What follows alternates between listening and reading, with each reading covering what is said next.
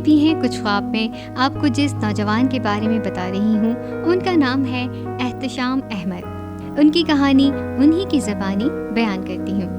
میں احتشام احمد بچپن سے لرننگ ڈس ایبلٹی میں مبتلا تھا۔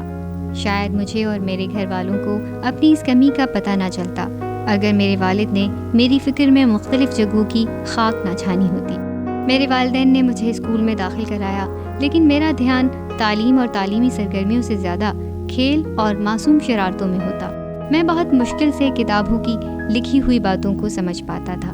میرے اساتذہ رعایتی نمبر دے کر مجھے بہرحال پاس کر دیتے۔ یوں پرائمری کو بھی میں نے جیسے تیسے پاس کر لیا۔ اب مرحلہ تھا سیکنڈری کی کتابوں سے لڑنے کا، مطلب پڑھنے کا، اور یہ میرے لیے ہمیشہ کی طرح مشکل کام تھا۔ تاہم والد صاحب نے میری اس مرحلے پر بھی بھرپور مدد کی۔ 7ویں اور 8ویں کی جماعتوں کو میں نے 2 دفعہ پڑھا، تب جا کے بمشکل پاس ہو سکا، اور وہ بھی ترقی پاس۔ میری پڑھائی کے 2 سال ضائع ہو چکے تھے۔ میں نے بچپن سے لڑکپن اسی طرح گزار دیا، اور جب میں نے نوجوانی کے دور میں قدم رکھا تو مجھے آہستہ آہستہ اپنی اس خامی کا احساس ہونے لگا۔ مجھ میں احساس کمتری بڑھنے لگی، اور اپنے دوستوں کو اپنے سے آگے جماعت میں دیکھ کر احساس محرومی بھی ہونے لگی۔ مجھے سائنس کا پریکٹیکل لیب بہت اچھا لگتا تھا، اور حیرت انگیز بات یہ ہے کہ کتابوں کی باتیں یاد کرنا جتنا میرے لیے مشکل تھا، اتنا ہی آسان میرے لیے اس لیبارٹری کے پریکٹیکلز کو سمجھنا تھا۔ میں اپنے دوستوں کو وہاں ملنے جاتا، جب وہاں ٹیچرز ہوتے تو میں چھپ کے کھڑکی سے ان کی باتیں سنتا۔ تقریباً سارے پریکٹیکلز مجھے ایسے یاد ہو گئے تھے جیسے اس کلاس میں سمجھنے والے طلباء میں سے میں بھی ایک ہوں۔ ایسے ہی کسی وقت میں نے سوچ لیا تھا کہ میں بھی سائنس پڑھوں گا۔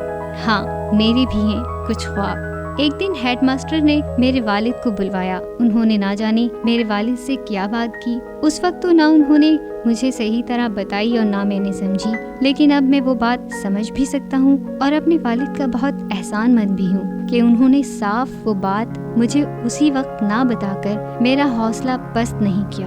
انہوں نے بڑی دانش مندی سے اس صورتحال کو سنبھالا۔ مجھے یاد ہے کہ میرے والد جب ہیڈ ماسٹر سے بات کر کے کمرے سے نکلے تھے تو کچھ اداس تھے۔ جب میں گھر میں ان سے ملا تو وہ اس وقت تک میرے لیے ایک منصوبہ بنا چکے تھے۔ انہوں نے مجھے کسی نہ کسی طرح ایک ادارے میں داخل کرانے پر آمادہ کر لیا۔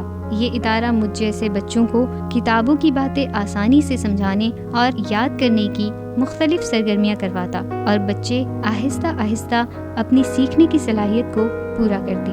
میں نے بھی خاطر خواہ حد تک اپنی خامی کو ختم کیا۔ وقت گزرتا گیا۔ یہ حقیقت ہے کہ اب بھی مجھے کتاب سے زیادہ عملی طریقہ کار یا سرگرمیاں اچھی لگتی ہیں۔ میں ان سے زیادہ سمجھتا ہوں اور سیکھتا ہوں، لیکن اب میں پہلے کی نسبت ایک بہت کامیاب انسان ہوں۔ اور ہاں، معلوم ہے کہ میں کہاں برسر روزگار ہوں؟ اپنے اسی اسکول کی لیبارٹری میں بحیثیت لیب اسسٹنٹ، جہاں کے ہیڈ ماسٹر نے میرے والد سے مجھے سائنس نہ پڑھانے کی تجویز دی تھی، کیونکہ اس وقت سائنس پڑھنے کے لیے میرے پاس نمبر کم تھے۔ اب میں خود طلباء کی پریکٹیکلز کی کاپیز چیک کر رہا ہوں، اور میرے خواب پورے ہو رہے ہیں۔